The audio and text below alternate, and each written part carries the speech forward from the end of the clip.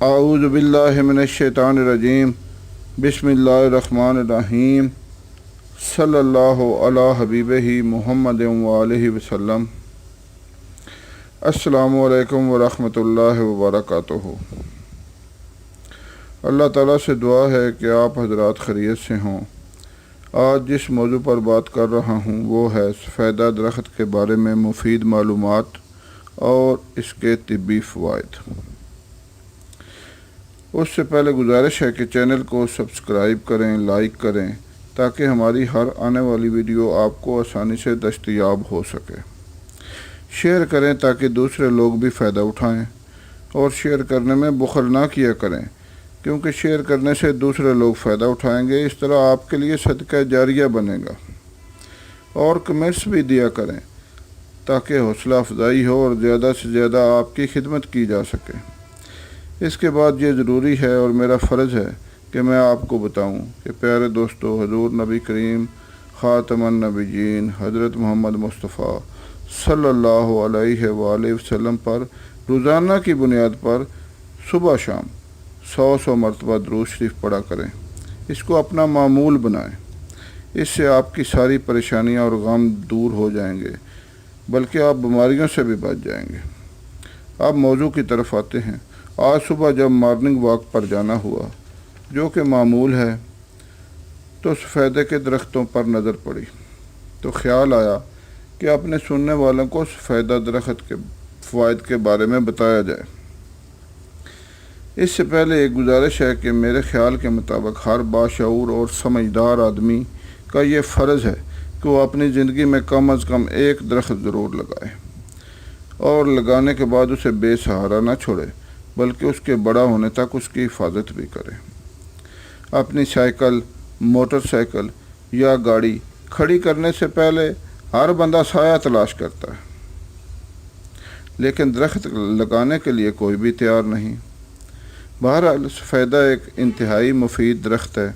اس کو یوکلپٹس بھی کہتے ہیں۔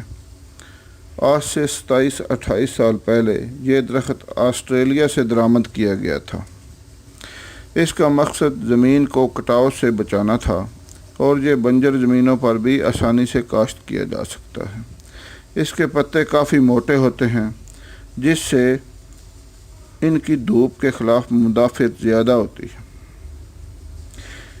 اس کی جڑیں زمین میں دور دور پھیل کر پانی تلاش کر لیتی ہیں۔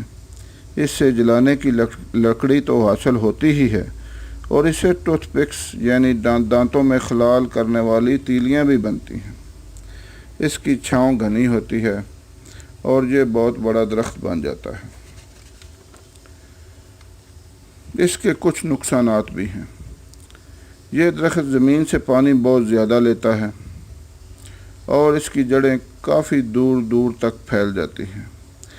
اس لیے چاہیے کہ اس درخت کو زرعی زمین کی بجائے غیر زرعی یعنی بنجر زمینوں پر ہی کاشت کیا جائے، یا عوامی شاہراہوں کے ساتھ ساتھ لگانا چاہیے، کیونکہ کھیت میں لگانے کے بعد اس کی جڑیں نکالنا بہت بڑا مسئلہ بن جاتا ہے۔ اب آتے ہیں اس کے طبی فوائد کی طرف۔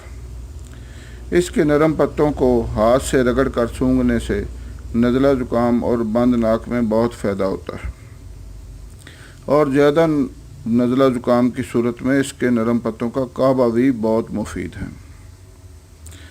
اب کھانسی کے لیے اس کا انتہائی مفید کاڑھا، جو میں کافی مریضوں کو استعمال کرا چکا ہوں، بیان کرتا ہوں۔ اس کا نسخہ نوٹ کریں۔ ملٹھی 3 ماسہ، سفیدہ کے پتے 3 عدد، زیرہ 3 ماسہ، کالی مرچ 3 سے 4 دانے، پیپل کے نرم پتے 3 عدد۔ دوبارہ سماعت فرمائیں۔ ملٹھی 3 ماسہ، سفیدہ کے پتے 3 عدد، زیرہ 3 ماسہ، کالی مرچ 3 سے 4 دانے، پیپل کے نرم پتے 3 عدد۔ ان کو 3 کپ پانی میں ابالیں۔ ابالتے ابالتے جب 1 کپ پانی رہ جائے تو اس کو پئیں۔ 2 یا 3 دفعہ پینے سے ہی انشاءاللہ آرام آ جائے گا۔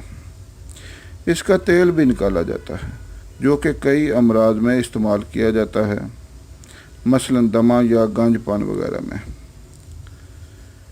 امید ہے کہ آپ آج کے اس موضوع میں بیان کی گئی معلومات اور نسخہ جات سے آپ فائدہ اٹھائیں گے۔ خاکسار کو دعاؤں میں یاد رکھیں۔ اللہ حافظ۔